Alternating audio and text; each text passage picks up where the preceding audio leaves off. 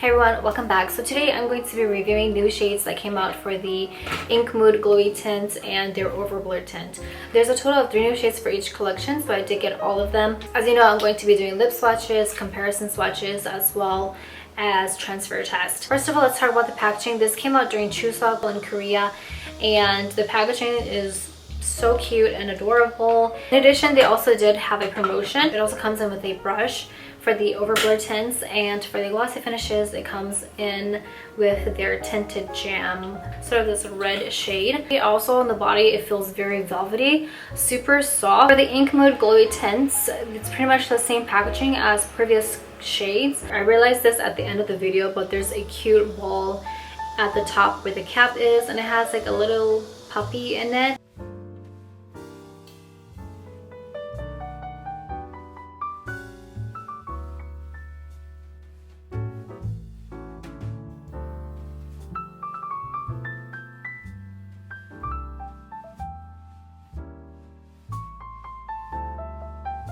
So starting off first, I'm going with the matte finish, the Over Blur tint, because the glowy tints probably have a better stain on the lips. So this is in the shade number 8, Cool Pink Coating. Kind of reminds me of Cooling Up from Romance, but it's also giving a little bit of Etude Cool Pink on top. This kind of cool pink color has been trendy recently. This is a light cool shade, and it's described as being a soft cool pink color. So it gives you this soft petal-like pink color and sort of this like soft cherry blossom pink type of color. This does have a little bit of a purple in it, but overall you're going to see more of a pink shade. Looking at the promotional pictures, it's not as bright or vibrant. It's a lot more light and a lot more pale.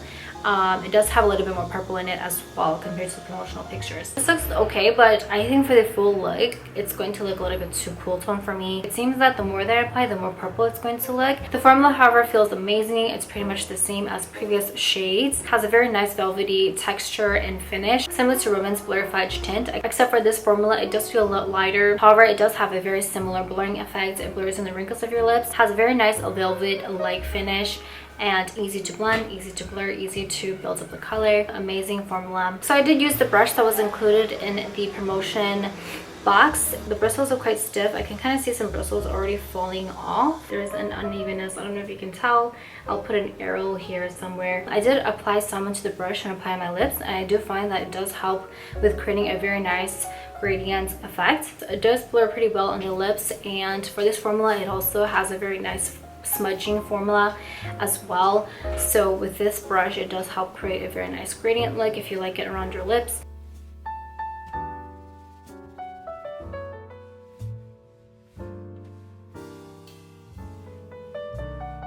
So for the full look, you can see it's a lot more pigmented, a lot more vibrant, a lot different from the gradient look, and I wasn't expecting this kind of shade. The gradient look looks the most similar to Cool Pink on top or Cooling Up from Roman, but the more that you apply, the more vibrant it's going to look, and again, it's going to have a little bit more of a pink purple. It looks a lot similar to the promotional pictures. I'd say up close you will be able to see a little bit of a violet purple undertone. It's a little bit too cool for my neutral skin tone. I think that's a very nice pop of color. If you do find that Cool Pink on top is a little bit too pale for you in your cool tone, I recommend this shade. Let's go ahead with the transfer test. So you can see there is a little bit of a stain left. It looks kind of like the gradient look. It did transfer quite a bit on the first one. Here are some hand swatches. I kind of went overboard, but at the bottom we have Cool Pink Coating. On top of that is Cooling Up from Roman, and then Cool Pink on top from Etude. You can see that Cool Pink on top is a little bit more purple. It's a little bit more nude as well. For Cooling Up and Cool Pink Coating, they look quite similar to each other in muteness. However, you can see that Cool Pink Coating does seem to be slightly a little bit brighter. At the bottom here, I have Berry Fizz and Cool Starter from the same collection. Berry Fizz is from Roman. It's a little bit similar to Cool Pink Coating in terms of brightness. It can go slightly brighter, but they are quite similar to each other. Cool Pink Coating seems to be a combination of Berry Fizz and Cooling Up. From the same collection, we have Cool Starter here, and it's also a cool tone shade. It does have a little bit more of a peachy undertone, or like more pink to it and less purple.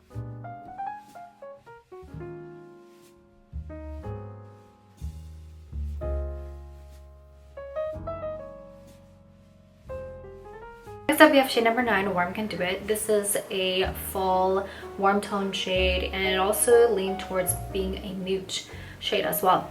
This is described as being a pink brown color. From the hand swatch, this actually looked a lot more rosy, so it's sort of giving this rosy brown type of color. The pink in this is quite rosy. It's going to look more like a rosy pink undertone, so it does look quite similar to the promotional picture. It's a very nice transition color into fall if you're into rosy shades, and again, a little does go a long way for this formula. It's very pigmented.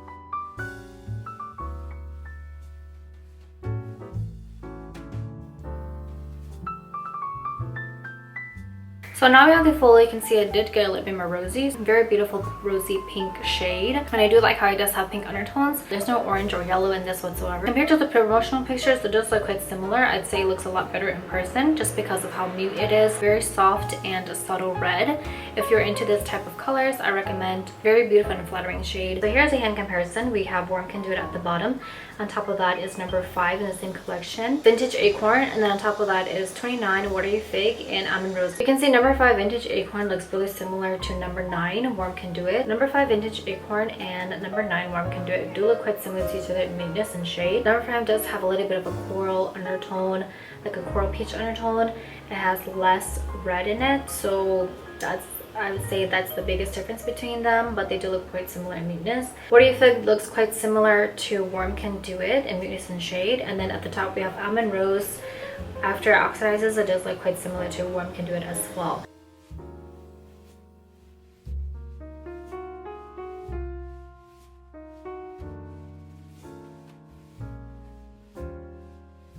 This is labeled as a neutral fall mute shade and is described as being a deep rose color.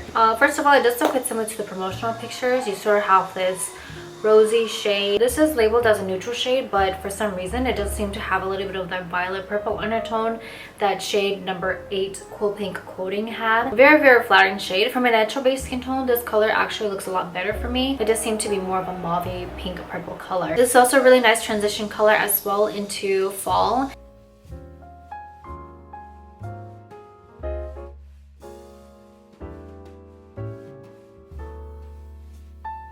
So you can see it got a lot more pigmented, a lot more mute.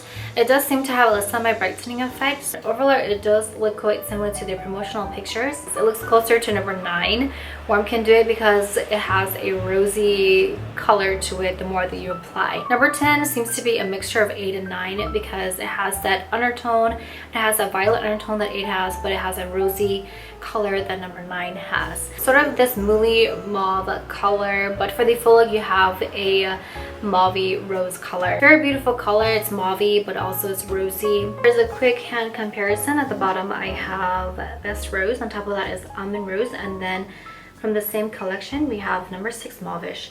You can see Almond Rose is a little bit more dark mute and does have more brown in it.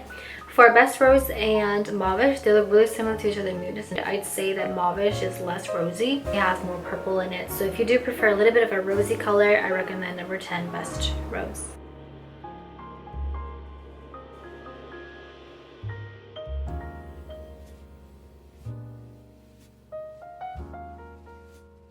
Alright, so moving on to glossy finishes, we have the Ink Mood Glowy Tint in number 27, Joking Pink. This is a light cool shade. It's also a summer soft shade. This is described as being a soft pink color.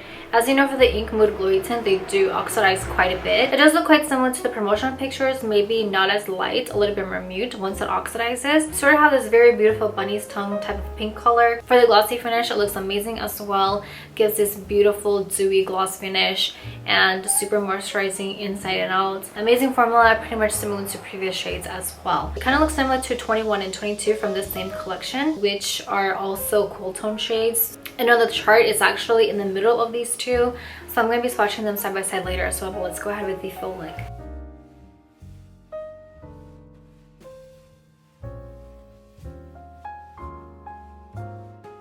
Now for the full look, you have a more mauve pink color. When you first apply, it has a very light pink color to it, but once it oxidizes, it's going to deepen.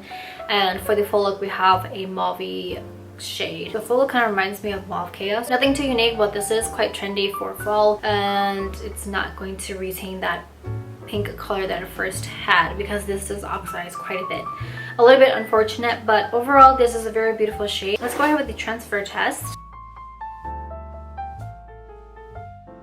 This is the stain that it leaves. You sort of see a red stain with these. Here's a comparison swatch with 27 Joking Pink at the bottom, 21 Cooling Pink, and then 22 Pink Price. Joking Pink has a similar undertone as Cooling Pink, but once it oxidizes and the more they apply, it's going to look like 22 Pink Price. I'd say that Pink Price can go a few shades darker. Yeah, I would say Joking Pink is pretty much in between of those two.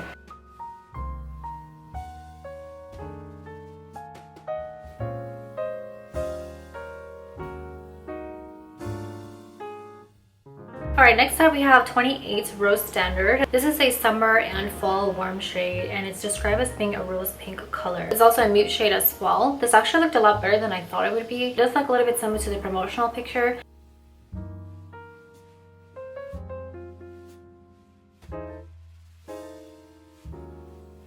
For the full look, you have a more mute shade once it oxidizes. Again, you have a rosy pink color with a little bit of a cinnamon brown undertone to give it a little bit of warmth. It does seem to be a little bit more rosy the more that you apply. So here's a comparison swatch with Rose Standard at the bottom, and then on top of that is number 10, Best Rose, and we have Canyon.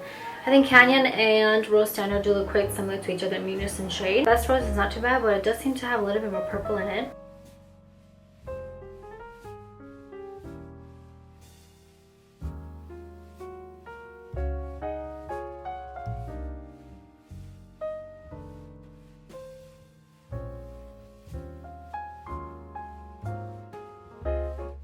Last but not least, we have shade number 29, Hurry Up Pink. This is a summer and winter cool tone shade. It's also more of a mute color as well. This is described as being a mute mauve pink color. It's really close to being a mauve chaos type of shade. On the chart, it's slightly a little bit more mute and darker than mauve chaos. However, very beautiful purple mauve color.